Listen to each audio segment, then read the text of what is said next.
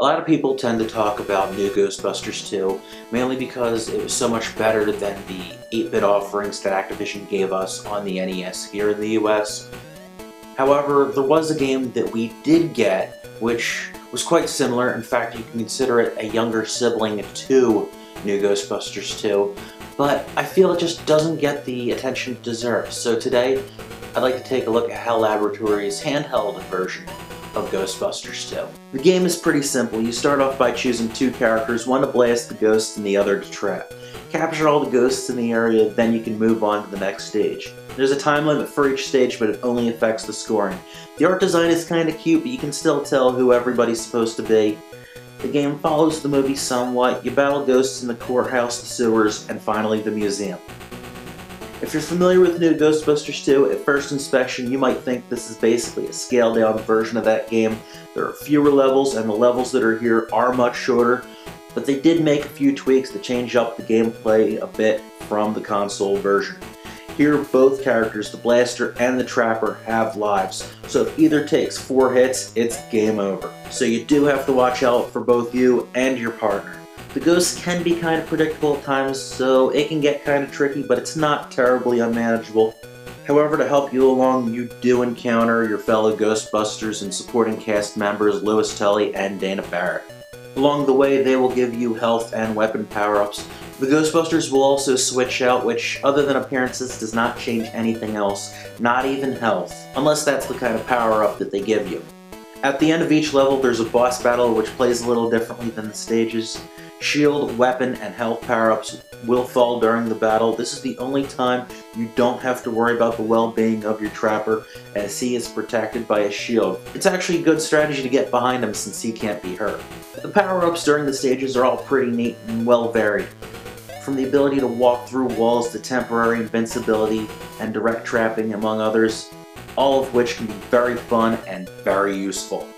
While there is quite a bit good about the game, there are a couple negatives as well. The music isn't all that great. Aside from the title screen, the music is pretty boring. Kinda disappointing, especially since new Ghostbusters 2 has some decent sound-alike tracks from the actual movie soundtrack.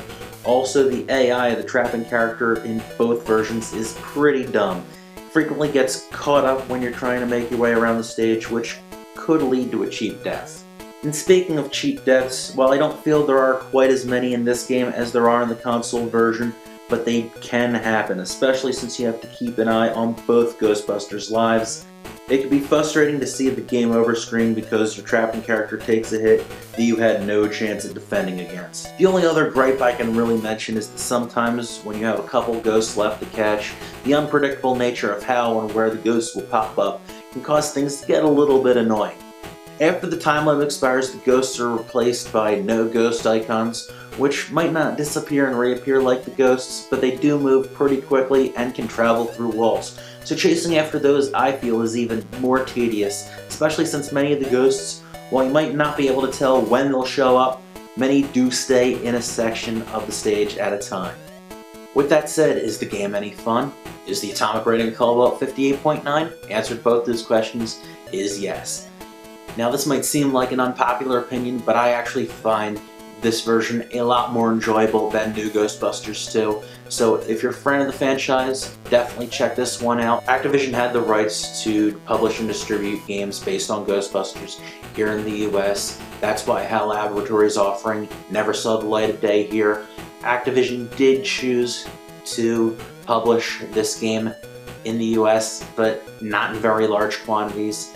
So the game is kind of uncommon. You can find it anywhere from, say, about $10 to $15 for a loose cartridge. You might have better luck finding a European or Japanese version, might even be a little cheaper. There is no region protection on the Game Boy, so go ahead and have at it and check it out if you can.